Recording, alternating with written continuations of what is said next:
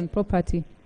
Unlike human beings, wild animals are oblivious of the existence of national park boundaries and will instantly migrate to locations where they once lived, fed and bred. For instance, in a lake village in a Beam district where elephants have continued to invade human settlement areas and destroyed crops despite the presidential intervention through the UPDF of driving out herds of elephants using helicopters back to Kidepo National Park. Similar challenges of elephant invasions have persisted in Chiyanga village in Mitoma district and in Gonyongo village in Noya, among other areas. Right Honorable Speaker, the growth of invasive plant species which destroy wild animal pasture and inadequate water sources in most national parks during dry spells have often forced wild animals to move beyond gazetted national park boundaries into private and community land. Right Honorable Speaker, number 3 observation, the lack of clear physical boundaries and demarcation of national parks has particularly occasioned wildlife habitat loss, as humans have engaged in livelihood activities such as agriculture, lumbering, poaching, fishing, mining, thus pushing out wild animals from their known natural habitat. For instance, in Imboga village in Katerera County, hippos and other wild animals were reported to have pitched camp in nearby swamps and in crater lakes. Right Honorable Speaker and colleagues, recommendations of the committee. The committee recommends that government, as a matter of urgency, takes deliberate measures to provide sustainable relief food items to residents of Aliek and Gonyongo in Abim and Noya districts respectively, and to other affected areas throughout the country. Right Honorable Speaker, government takes deliberate measures to fence off gazetted areas and employ other measures like digging of trenches, community engagements, and educational initiatives to foster and promote human-wildlife coexistence in order to mitigate the incidence of human-wildlife conflicts. Right Honorable Speaker, government reclaims and restores the encroached upon areas to make them habitable for wild animals. Right Honorable Speaker, UWA constructs valley dams in national parks with a view of ensuring sustainable supplies of water to wild animals. Right Honorable Speaker, UWA, in collaboration with Uganda Wildlife Research Training Institute and other research institutes, carries out research on invasive species with the aim of controlling and eradicating them to deter the movement of wild animals from national parks to human settlement areas. Right Honorable Speaker, UWA engages in sensitization of people living in districts prone to human-wildlife conflicts on the cause and dangers of human-wildlife conflict, as well as compensation rights and procedures under the regulations in case of harm to life or property. UWA ensures timely payment of claims for compensation that are due to claimants in compliance with Clause 15 of the Uganda Wildlife Compensation Scheme, Regulations 2022. Right Honorable Speaker, we have problem animals.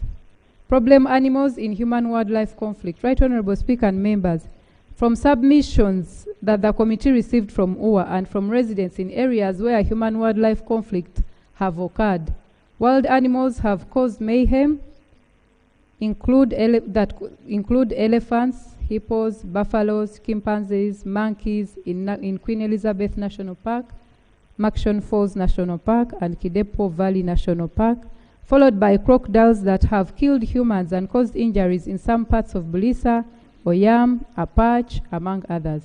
Furthermore, caracals have been reported by some residents in Katakwi and Serere district to frequently predate on domestic animals and birds, including sheep, goat, cows, turkey, chicken, ducks. Right Honorable Speaker, we have attached an image of the caracal, those that don't know it, on Appendix J. I'll lay it. Right Honorable Speaker, the committee further observed that whereas Schedule 4 of the Wildlife Act 315 provides for compensable wildlife species whose damage creates liability for compensation, including elephants, lions, leopards, crocodiles, buffaloes, hyenas, hippopotami, gorilla, chimpanzee, baboons, bush pigs, damage to property and lives is caused by other wild animals, including monkeys, caracals, squirrels, edible rats, snakes, for which the law does not provide compensation. Recommendations of the committee. Right Honourable Speaker, the committee recommends that in order to safeguard communities from incidences of human-wildlife conflict, OWA should take deliberate steps to relocate identified problematic animals to gazetted national parks and game reserves.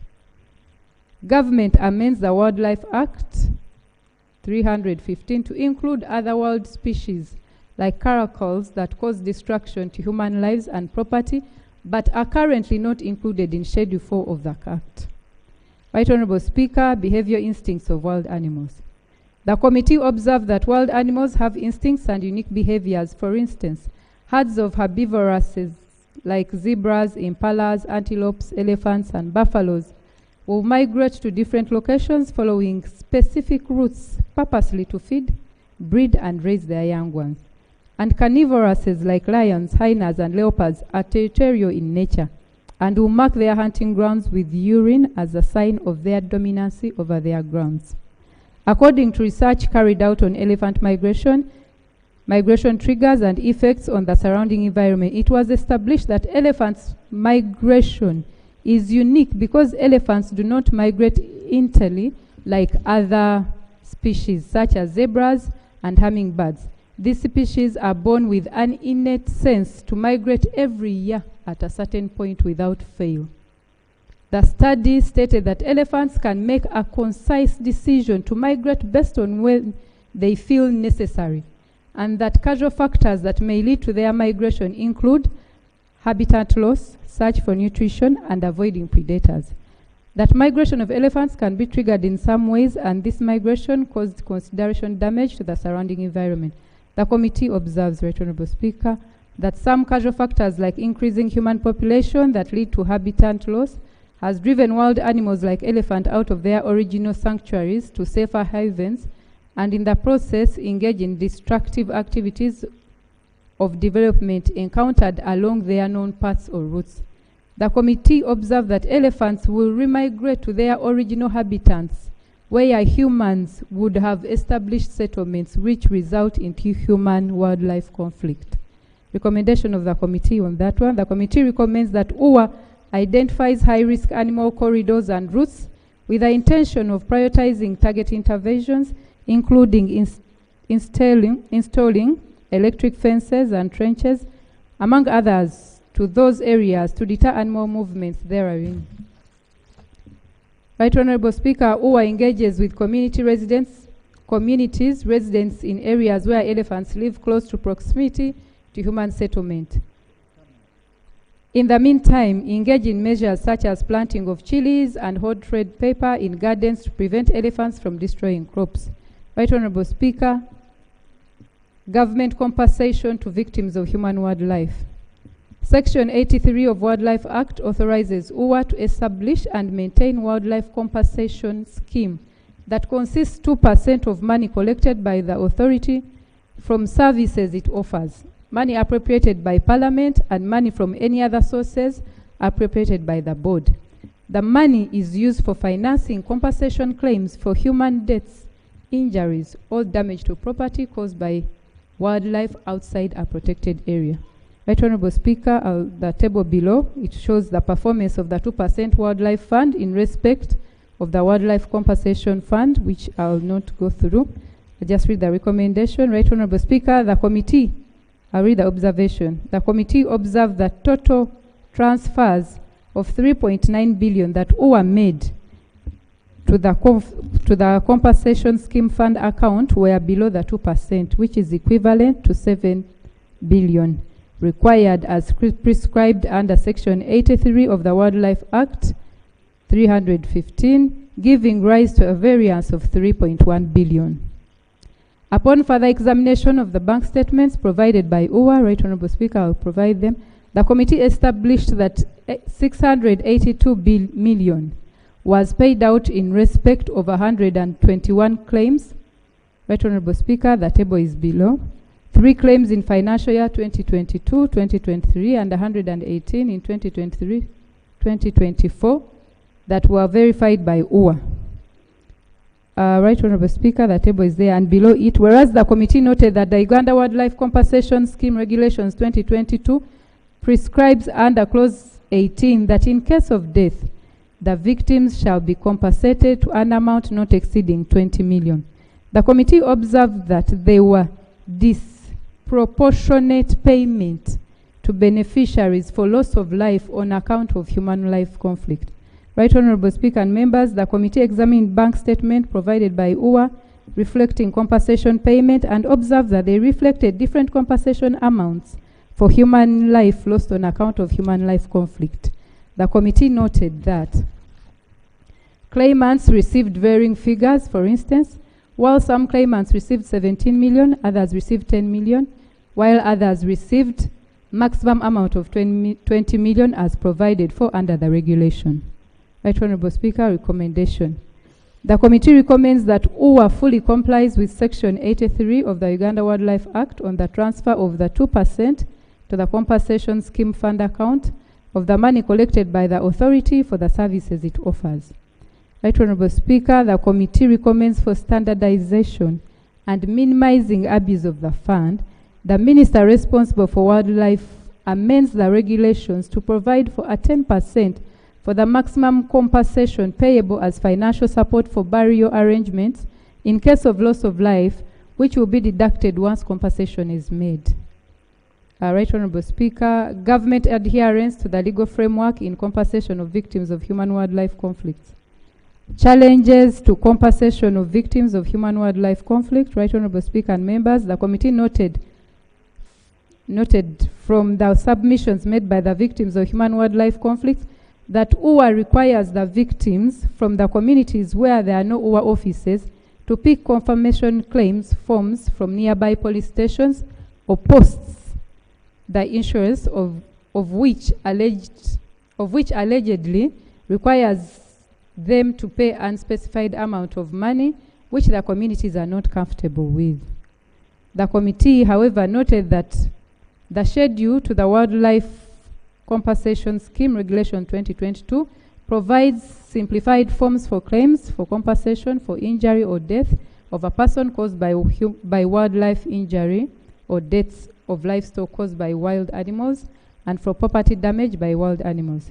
Right Honourable Speaker, the committee further noted that UWA requires victims of human-wildlife conflict to have bank accounts, to have bank account numbers registered in their own names, or those without to open them for the purpose of depositing money in respect of settlement of claims for the compensation.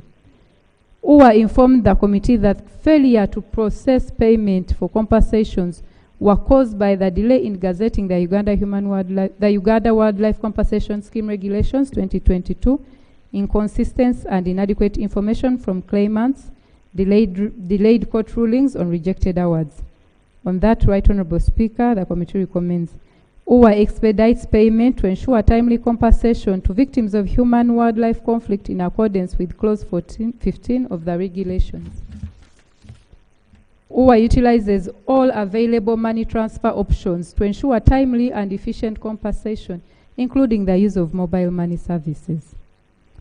The Minister responsible for wildlife amends the Uganda Wildlife Compensation Scheme Regulations 2022 to ensure compensation is paid to victims of Uganda wildlife conflicts within a period of 30 working days from recipient of the claim. Right Honourable Speaker, compensation payment to families of deceased victims of human wildlife. The committee was informed by UWA that non-standardized cash payment, dubbed compensation payments, are made to immediate families of deceased victims of human wildlife conflict. The committee was further informed by UWA that amounts of money paid on compassionate ground were subjected to recovery at the time of processing compensation to claimants. On further interrogation by the committee, senior staff of UWA gave contradictory information on whether the compassionate payments are deducted from the final payment for compensation or not. The committee observed that compassionate payments made to families of victims who suffered death on account of human-wildlife conflict is discriminatory in nature and not anchored on any legal regime and may be abused by UWA. Recommendations of the committee. The committee recommends that payments for compensation claims by UWA should strictly be in accordance with the Uganda Wildlife Compensation Scheme Regulations 2022. Matters incidental to human-wildlife conflict in areas adjacent to wildlife protected areas. Right Honourable Speaker, community awareness creation and sensitization campaigns. The committee observed that UWA does not conduct adequate awareness creation and sensitization campaigns among community residents in areas adjacent to national parks on dangers and possibilities of attacks by wild animals, as well as peaceful coexistence between human and wild animals. Recommendations. The committee recommends that UWA should foster strategic collaborative partnership with local leadership to sensitize the communities on possible dangers of human-wildlife interaction and peaceful coexistence. Right Honourable Speaker, installation of the electric fences to mitigate human-wildlife conflict. The committee was informed by UWA that a total of 105 kilometers of electric fences have been installed in some sections of the boundaries of Queen Elizabeth National Park and 153 kilometers along some areas of boundaries of Action Falls National Park, while in Kidepo Valley National Park, no installation of fence had started. Right Honourable Speaker, we put an Appendix K on that.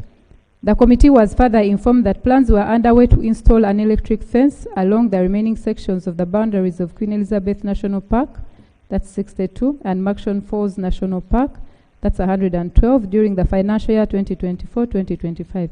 There are plans of concluding the aforementioned parks during financial year 2025-2026, in addition to commencing the fencing of Kibale National Park and Kidepo Valley National Park. Right Honourable Speaker, we attached all those in Annex L and Annex M accordingly. The committee further observed that while in some parts of the boundaries of the protected areas, the electric fence mounted on wooden poles had been damaged and destroyed by termites, hence allowing the free movement of animals out of the protected areas into the communities. Other parts of the protected boundaries had electric fence mounted on fiber poles, which are more durable, hence effectively restricting animal movement. Recommendation of the committee in that matter. Right Honourable Speaker, the committee recommends that government allocates funds to UWA to ensure the timely completion of the installation and maintenance of electric fences around the boundaries of national parks to mitigate incidences of human-wildlife conflict. Right Honourable Speaker and members, as instructed by this August House, the committee considered the matter on human-wildlife conflicts, and it emerged that there were increasing incidences of human-wildlife conflicts that had significant negative impact on the welfare of communities, that communities and residents in the affected areas. It also emerged that government needs to invest in infrastructure and community sensitization and awareness to mitigate incidences of human-wildlife. Right Honourable Speaker, I beg to submit. Thank you, Honourable Chair. With all the appendixes in here, Right Honourable Speaker. Appendix F. You don't need to. They already are covered. Thank you, Right Honourable Speaker. Yeah, thank you. Thank you, Chair. This is your maiden report? So we should pass it without discussion? Yes. No, I'm just, it's on a light note, Honourable colleague, because you usually say when it's maiden, no interruption. But Honourable Minister, I just wanted to ask, is there, because you received the report, earlier you read through, is there a few clarifications you wanted to make which would guide us in the debate from the report, or everything is perfect? And we also assigned you the issue of Honourable Chemonge that you would respond to it today as we are debating. And if it's not there, don't bother. No. Thank you, Right Honourable Speaker. And I want to thank the Chair and the committee for the wonderful report. And we intend to look into most of the guidance and probably implement most of the resolutions of the committee. But maybe just to start with the provision in the schedule of the animals for which compensation can be given. Right Honourable Speaker, it's a committee recommendation that we provide for monkeys, squirrels, snakes. This could be a bit difficult because then it becomes a bigger problem. I think the intention when members were passing this law in 2019 was that we mainly focus on the animals that we have in the protected areas, and these are mainly the lions. But if we open it up to the snakes, and also relocating them to the protected areas may not be as easy as we think it is. But these are recommendations that we'll look into. We shall add you termites. So you can see the challenge, Right Honourable Speaker. I know members are going to raise a lot of issues to do with the fencing. Right Honourable Speaker, we have done a proper survey. No, it's already in the report. That's why I said if there are issues, yes. you can clarify on, yes, so that they help us when we are having a yes debate. We don't repeat ourselves. Yes, and I want to thank the committee. When they were giving the report, they talked about the areas that we had fenced and those that we had not fenced. We have the amount of money, what we need to do the fence. The issue is really the funding, but we'd have no problem, and probably we get the support from this House and government so that we resolve this matter going forward by implementing and using the fiber poles, not the wooden ones that have been affected by termites. They are more expensive, but they're better solution. On the issue of human-wildlife conflict, Right Honourable Speaker, just like the Chair said, most of these animals you see, specifically if we use the elephants that are disturbing most of us, time back, probably, most of these areas were sparsely populated with less human activity. It's obvious now that the population is more dense. These elephants will always go back to the areas where they were taken as young ones. They tend to remember these migratory routes and go back. And when they do, they find the communities. And the only solution is really the fence, the electric fence. It has worked. And my prayer is the moment we implement it, we'll have most of these issues done away with. On the recommendation of the committee to raise the compensation figure from 2% to 10% is an issue we'll discuss and see how to go about it. But also on the length of time taken between injury or time or death caused by wildlife and the time when someone gets compensation, we agree it is lengthy. We are looking at the regulations. We've only been implementing them for probably 2 years, and we are working on amending them to make the period shorter. Usually it has been between 5 to 6 months, and I want to request Parliament and the committee that probably in the next 3 months we'll have amendments to these regulations. In conclusion, Chair, on the issue raised by Honourable Chemonges, and we were on a conference call today with the warden and the rest of the team. Unfortunately, of course, it was an unfortunate incident. We've taken some action as OA. I don't want to go into the counter accusations, but the 4 officers that were involved have been suspended. I have personally written a letter to the Inspector General of Police to take interest in the matter, help us with the investigation, so that if our officers are found culpable, then they are dealt with by the law. Unfortunately, there has not been burial yet of the victim. It's now a matter beyond our control because it involves 2 families that are disagreeing on where to lay the victim to rest. But we have availed support to the family of around 6.5 million to help with the burial.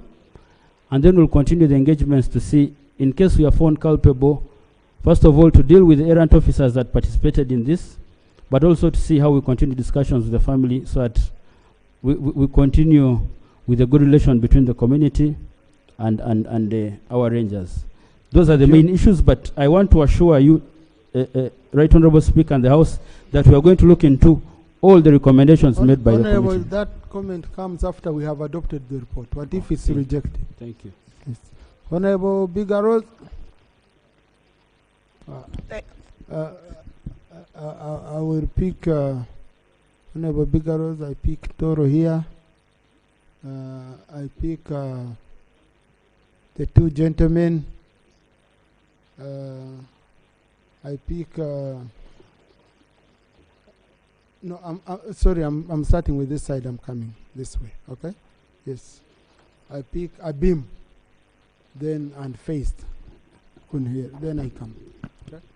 Yeah, thank you so much, Honorable Speaker. I want to, in the same vein, thank the committee and congratulate them for a wonderful report. Right, Honorable Speaker, 2 to 3 weeks ago, on the floor of Parliament here, my sister from Obongi brought a report here where a hippo broke a bone of somebody. And then after that, after 2 weeks, the hippo also broke bones of 2 people and killed animals. Up to today, there is nothing done to these people who are hospitalized. But again, they have said, the minister has said they are going to reduce on their time. But compassionate contributions, if at all, is supposed to be merged with the contributions at the end or compensation. Honestly, treatment is an emergent issue. I would kindly request that the period to help this person should be as an emergency as possible. Lastly, UWA prefers animals to human beings. I can tell you West Nile has gone through a lot. We were here on the floor of Parliament talking about the Karuma Road. We have not come back over this issue of Karuma Road. UWA is already charging our people. This was a presidential directive. UWA loves money. They spend money at source, but they cannot at all fence. How can normal human beings put wooden fences and they're destroyed by termites? When wooden fences can be treated, what happened? Luxury in spending taxpayers' money. I think UWA should wake up and do quality work than just come here, you treat our people like we don't matter. I want to understand how you are charging our people before the Parliament has pronounced itself. The road is not yet complete. Our road is so badly off, you want us to die on that road. Thank you. Now, honorable colleagues, this debate, I see where it's going. The matters are very straightforward. So I'm going to give you 2 minutes each. Honorable Kagwera. Thank you, Right Honorable Speaker. In the report, I have not heard the inadequacy of the staff. These people are constrained because they are very few, and we need to add on the numbers. Right Honorable Speaker, about the trenches, these animals are now wiser than they were before. They cover them. They cover them. Now, I think it's good that we use electricity. Unfortunately, when we talk about the termites, it's very disturbing because, you know, the umeme poles remain for years.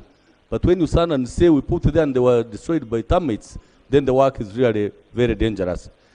Right Honorable Speaker, about the response of UWA, at times they deliberately refuse to come.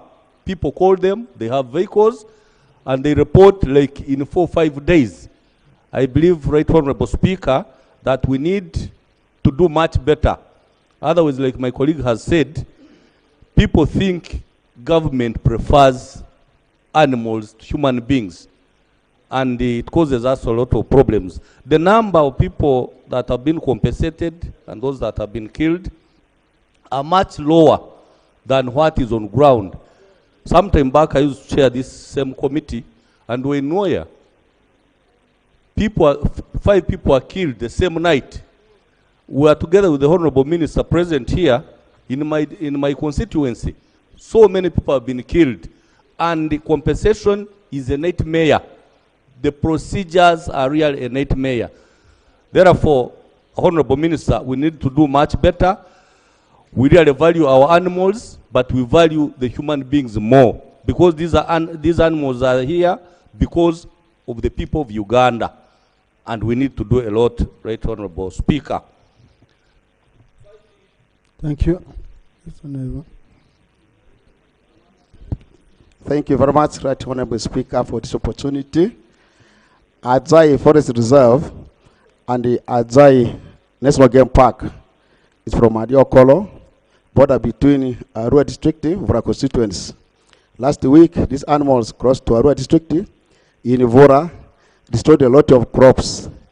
I'm requesting you, through the minister, then to go on the ground and check the area, and also to go and put also fence that line, because many people of Vora are not suffering a lot.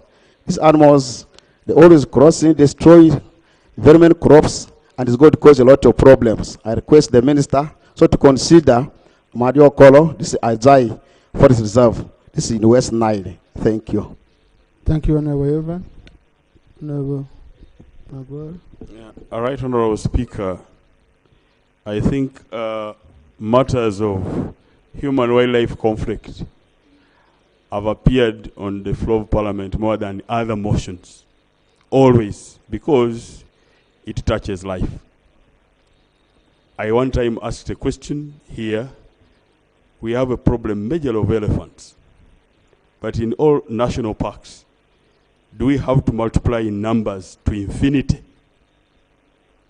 Don't we have to reach a certain number so that there is culling, so that there is removal of some of the old unwanted, because they are a target of number of elephants that are needed in every national park. I suppose that some other national parks, the numbers are now exceeding.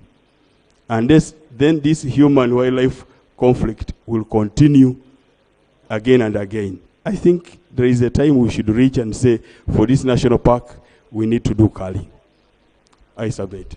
Yeah, I think when these animals, some of them, I think they are like we human beings.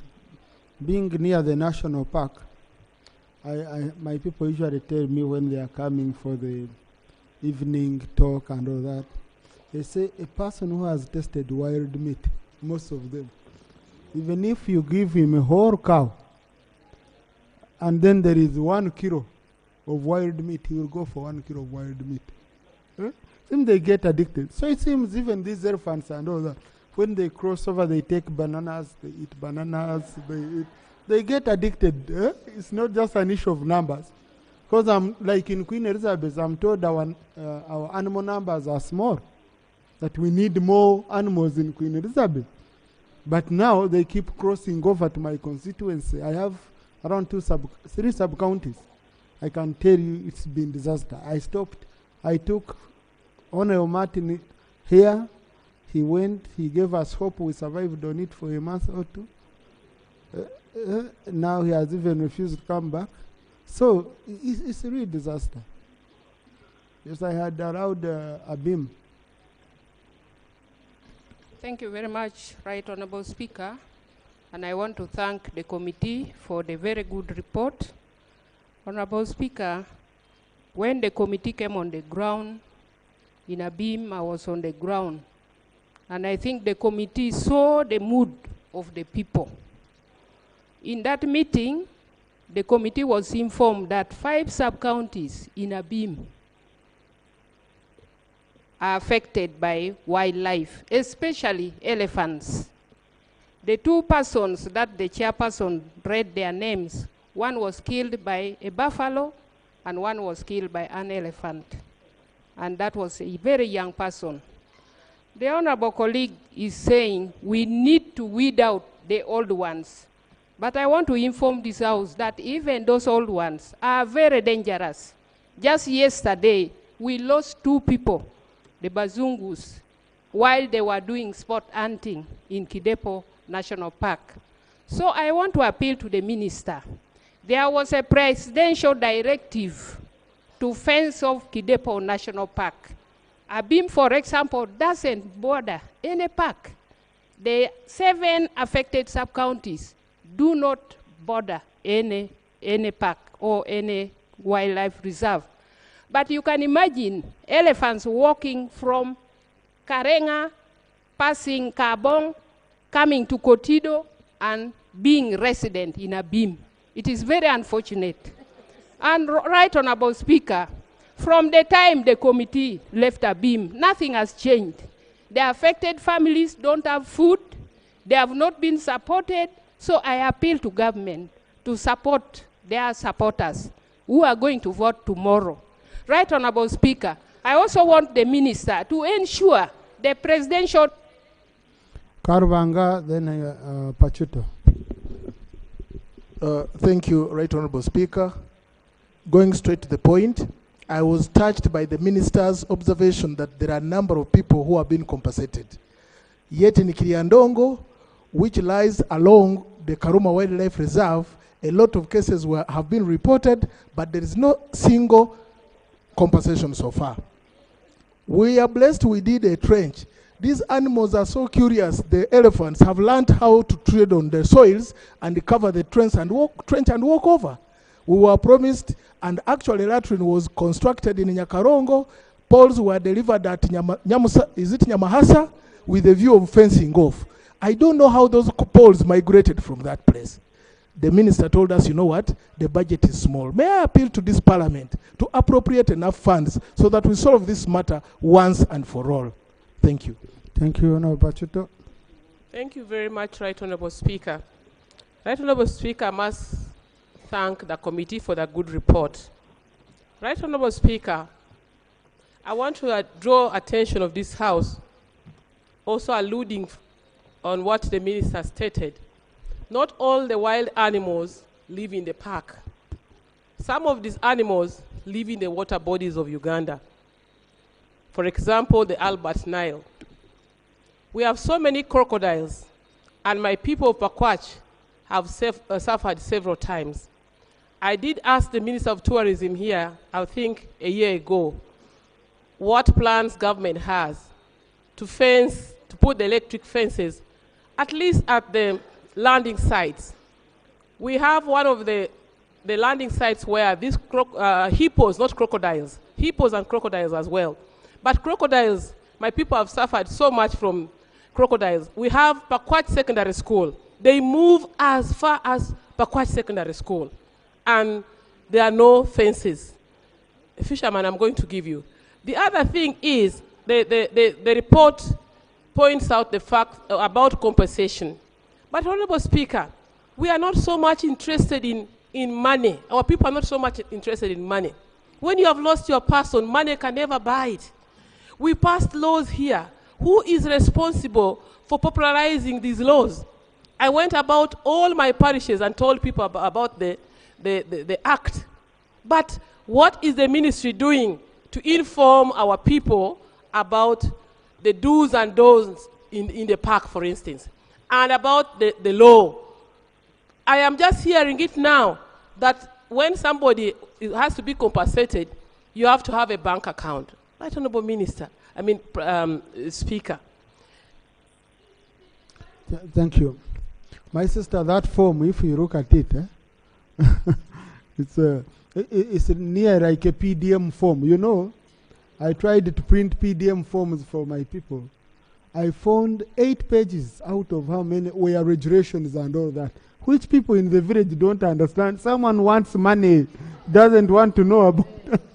So, but I think that's very good guidance from Honorable Pachuto. Us who are coming from those areas, Honorable Minister, our aim is not to get compensation from you, because the compensation you're even giving is inadequate and it's not even timely. And you will not manage that compensation. It's so huge.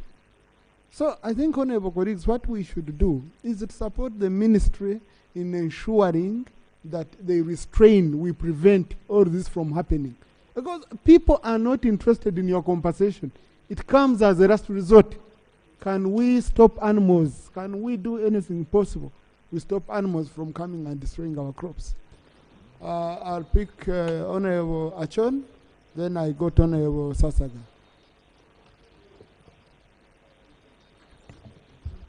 Thank you very much, Right Honourable Speaker, and I would like to add my voice on a committee report. Honourable Speaker, you know, these animals, they do not require travel visa or passport. So they just move anywhere. Otuke, whatever is affecting Abim, it's affecting Otuke as well. Each year, we have this buffalo, which they come from Kidepo. Kidepo is about 190 kilometers from Otuke.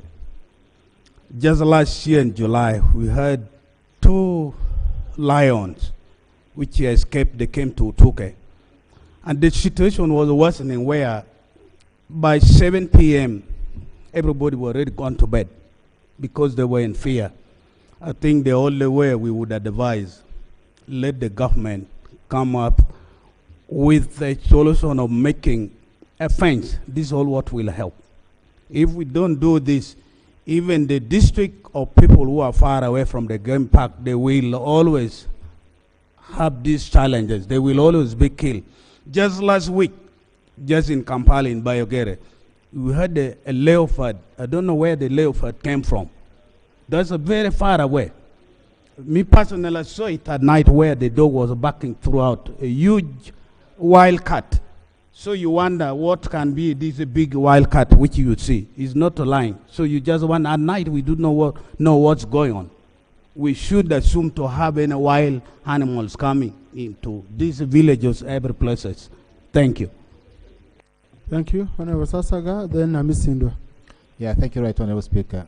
Right Honorable Speaker, I come from Vudajil East, which is on the Mount Elgon slope. And I wonder if the scope and the terms of reference were stopping the other side, because I don't see any district to do with Mount Elgon from your report. Number two, these areas which were made game parks initially were game reserves. And are they expected in the committee report that why some of these areas, the communities have continuously violated the boundaries of these game parks, these communities were not compensated. As the land was taken over by government from the game reserves, which the ministers are aware, like for example, Mount Elgon Belt to the national park, the communities living in there were supposed to be compensated by government. Up to date, they have never been compensated. Out of 21 sub-counties in my constituency, 6 of them have been affected. 6 of them have not been compensated. So I could recommend that at least government expedites the process, as one of your recommendations in that report, of paying these communities, so that communities can be able to observe the demarcations by UA. The second one, you talk about electric fencing, but in Mount Elgon region, you will discover all these areas, communities neighboring Mount Elgon, electricity has never reached there. Honorable Minister, in your planning, you could at least have captured and ensured that those areas should have the electricity. The last one is about monkeys. Much as we recommend electric fencing, I don't know if they also capture the monkeys. Netari City. Thank you very much, Right Honorable Speaker. And I want to thank the Chair and the committee for the report. Right Honorable Speaker, the issue of unclear boundaries. This is something that has been on the floor of this Parliament, I think since I've been here, and that was in the 8th Parliament. We've talked about clear boundaries in the national parks. Right Honorable Speaker, it has not yielded results. And this is one issue that is causing the conflict between UWA and the people living near the reserved areas. Honorable Minister, what has held us in ascertaining the boundaries? In one part of the region, they talk about 1994 boundary. You go to the other one, they are speaking about 95. Which boundary are we implementing? Secondly, Right Honorable Speaker, I want to inform the Minister that your UWA officials hire land in the reserved areas to the people who live closer to the national park. They allow them to plant crops. And when they are transferred and the new team comes in, they also expect to be paid. And when the people refuse, telling them that we paid to the officials who left, they cut the crops. Look into this matter and let your officials respect the boundaries. If they are saying no planting of crops, let them not hire this land out. And if they hire the land out and they find mature crops, let them allow people harvest the crops and they leave. The last issue, Honorable Minister, Thank you. Yeah, that's Honorable colleagues. Give me 1 minute. I give you information on the issue of the boundaries. because I went to welcome the committee as the area member of Parliament for Hinda North when they came visited Queen Elizabeth on this issue. And Honourable Minister and Attorney General, the director for Rigo in UA updated us on what they were doing, which will require you, Honourable Minister, to see how it can be expedited in Cabinet. UA sat down and said, look, let us be realistic. Which one is our land? Which land are we occupying? Why are we quarreling with people every day? We are entering down, we are entering where? Okay? Now, they say the Constitution stops them from degazetting, but not from adjusting their boundaries properly, adjusting their boundaries. And this is where the problem was. And we shall need help because this is the same government here. You go, like, Honourable Attorney General, what is funny, if you are to go by the boundaries they are talking about, Mbare around the city will be gone. My home in Mitoma will be gone. Because when our parents came in 1952, the government then gave them Queen Elizabeth National Park. So they gave them Queen Elizabeth National Park. We have 3 sub-counties of Bachiga down there. The moment you are to follow your boundaries, recently NFA came and said you're in Imaramagambo forest and marked. And, you know, people started running around. We cause panic as if we are not serving people of Uganda. We are not. Why don't we live a realistic life? So, UA and Attorney General, why I called on you is I need you to interest yourself into what they've done. So they said they did a mapping. I think, Honourable Minister, is it the updated one is around 2022? They have an updated one.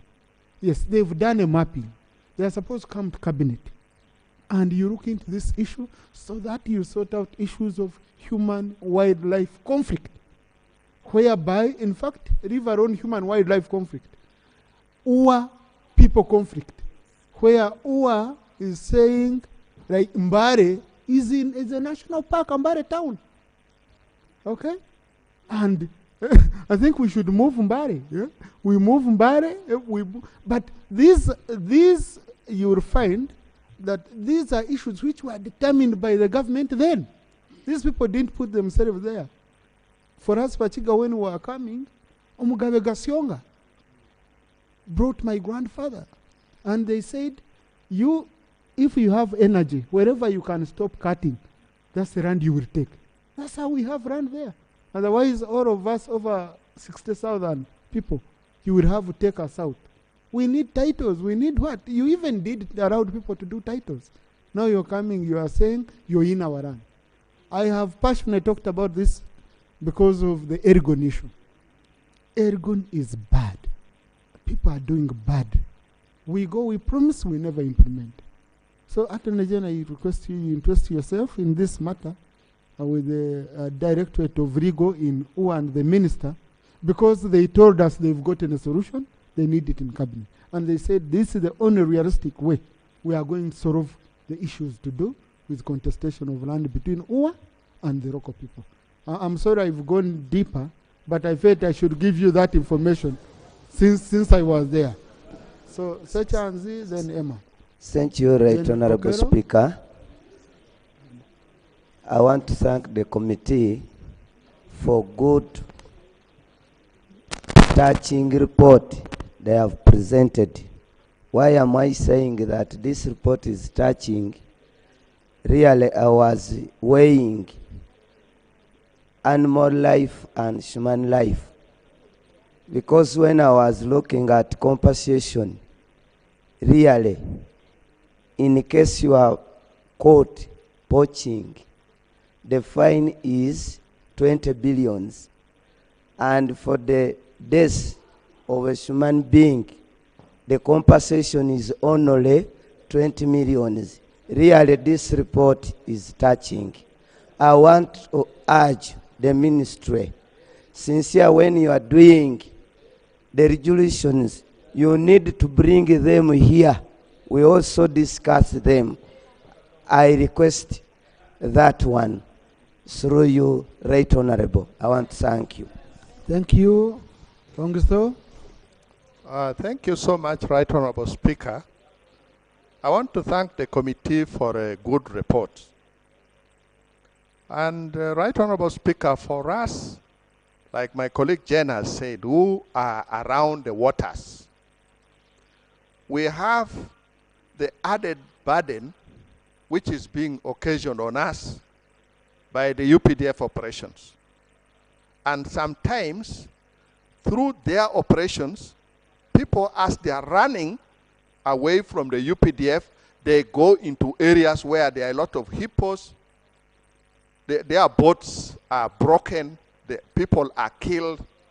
So, and it is one government. It's so painful for us. So in that way, I ask that our people need to be protected in that way. Then, number two, Right Honorable Speaker, from what I hear, it's like when they are in their offices, when they are within the park, they don't have any structure amongst the communities to support them. I'm suggesting if they would be having liaison persons, and the government has community development officers in the sub-counties that surround, why can't you pick on them and you provide them maybe extra training and they become like liaison persons for you so that they can help to bridge the gap between the UA people and the community people. So that is a suggestion I wanted to give. Then finally, I am suggesting also that the money you keep giving to the sub-counties surrounding the park as a way of payback, if you could also have... Thank you. Thank you, Honorable Ward. Thank you, Right Honorable Santa. Speaker. Two things only. One is, we know that tourism collects a lot of revenue. I don't know why you cannot ask for enough to let you complete this boundary, the electric boundaries, to at least control elephants and other animals. I cannot talk of crocodiles or the hippopotamus, but at least elephants. Then number two, compensation of human being, 1 million. And for human being who goes to do this poaching, you already had that. At least for those people who live near the park, they are already used to eating this wild what? Game meat. And you are found, then it is your life. Why do we have to kill people? We should get better way of controlling other than killing. And if we are paying people 20 million, it should be 20 million for all. Not others 1 million, others 3 million, others 5 million, then others 10 million, and none is 20 million. Minister, please help us. At least you try to standardize that. But otherwise, thank you very much for the report of the committee. Thank you. Thank you, Honorable Santa. Then for Honorable Guzuri.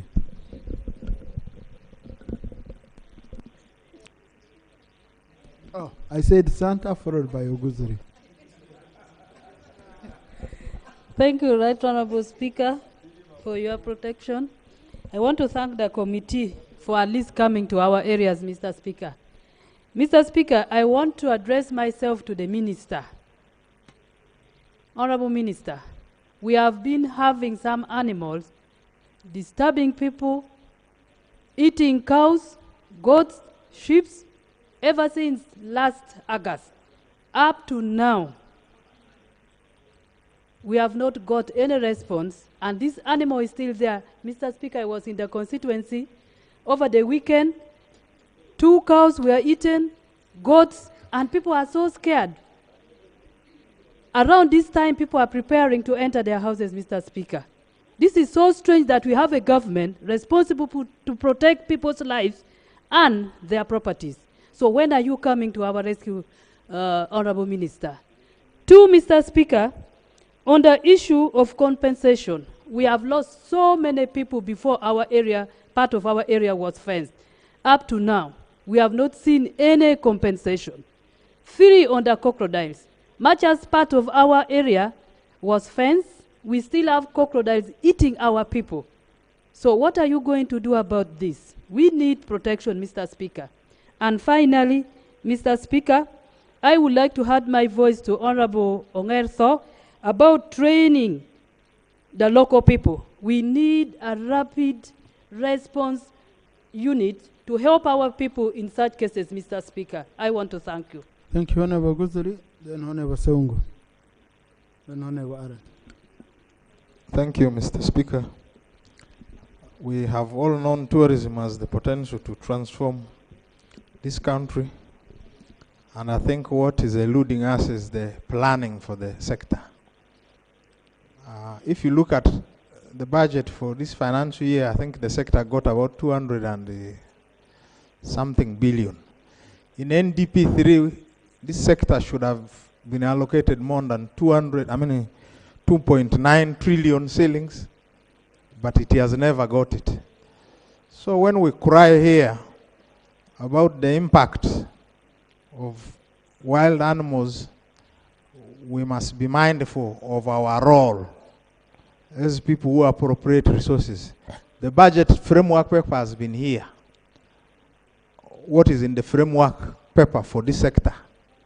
I agree with those who say this issue has been here, recurring. Every time we are singing about it, but there is no action. So who should we blame? Should we blame the minister? Where does he get money to compensate the people? I think we must poke right into our holes and stand on our ground. When it comes to budgeting, we must ensure not less than 5% of the, 0.5% of the budget is appropriated to the tourism sector if we want to reap. Globally, tourism is contributing up to $9.5 trillion to GDPs, and we're only getting 0.1. If you look at arrivals, globally it is in tunes of 1.3 billion. What are we getting? 0.15%. So it means we are not doing enough to tap from tourism, and yet we have the potential. I think. Thank you so much, Honorable Guzuri. Honorable Seungu. Thank you, Mr. Speaker. And Mr. Speaker, allow me to thank the committee and the minister who is always here, because I doubt whether the senior minister still remembers the road leading him to Parliament. But, Mr. Speaker, I don't know if there were any chances of members who could get a lion's roll and hold it. One time we meet these ministers and we open it for them, and it chases them. They see the suffering of Ugandans. Because whatever is failing in this ministry is because of poor planning. We cannot be crying and the ministry continues lamenting year in, year out, whereas Ugandans are dying. Do you generate a budget from your ministry giving attention to creation or building of the fences? You have failed. There is a government assurance by government of fencing these national parks. But up to now, nothing is happening. Even when you've come today, you are not informing Parliament and the committee that we are putting in specifically money to fence these parks in this particular area where challenges are.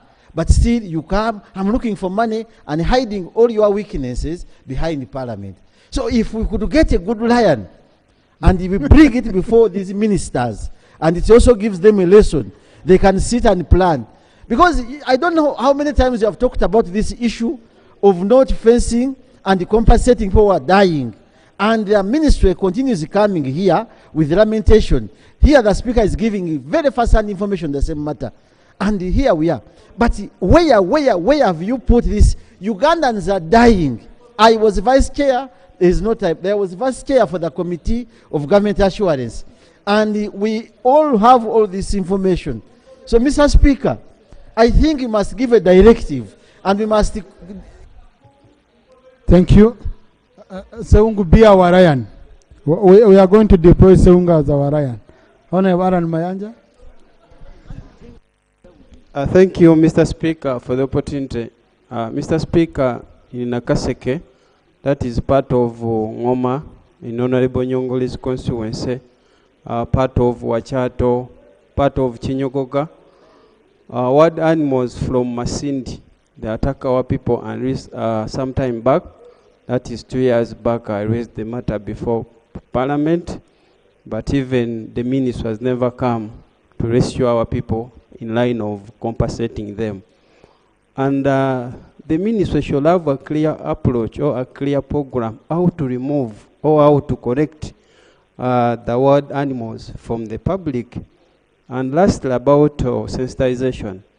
Our community, our people are not aware of, they are not given the community awareness, the sensitization campaign, which should be done by the ministry in our areas that is adjacent to national parks. Thank you. Thank you. This is a very straightforward matter. Honourable Minister, these are issues you should just look at. And now put the question that the report of the Committee on Tourism, Trade and Industry on persistent wildlife conflict in national parks and wildlife game reserves in Uganda be adopted. Those in favour say and to the contrary, nay. The ayes have it. House adjourned to tomorrow at 2 p.m.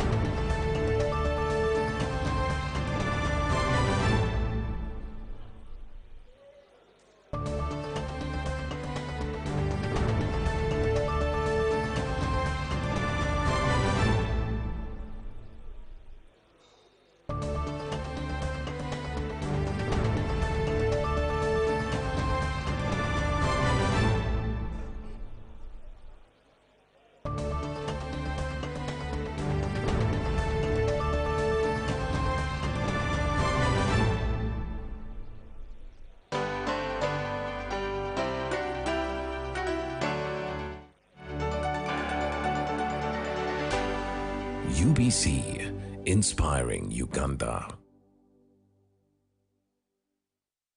Pick of the day on UBC.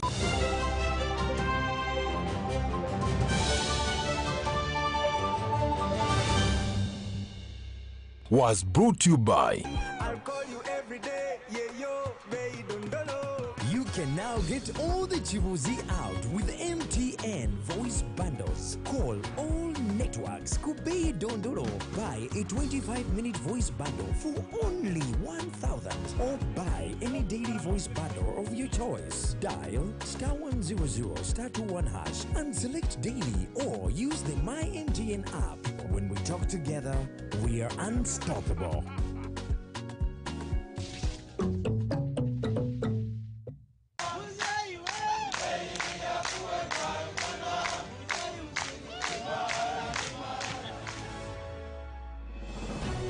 On Thursday, 6th February 2025, Greater Masaka Region will host the 44th Tarehe Sita Anniversary Celebrations. Tarehe Sita commemorates the launch of the National Resistance Army's liberation struggle on 6th February 1981.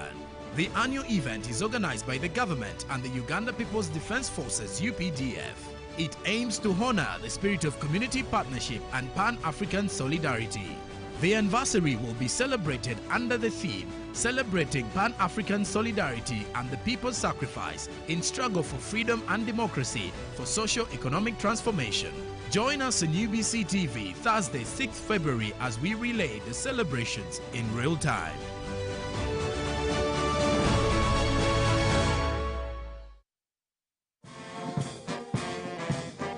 UPDF celebrating this day in Masaka. Masaka was a very useful experience for NRA at that time. And that Masaka taught us one thing, that soldiers normally don't have issues. It is the politicians who cause the soldiers issues. Now Masaka and Mbarara, we had sieged those two towns and the soldiers who were there. And as time went on, we worked on their mindset, and they agreed to surrender. You cannot believe it that the entire UNLA force which was in Masaka,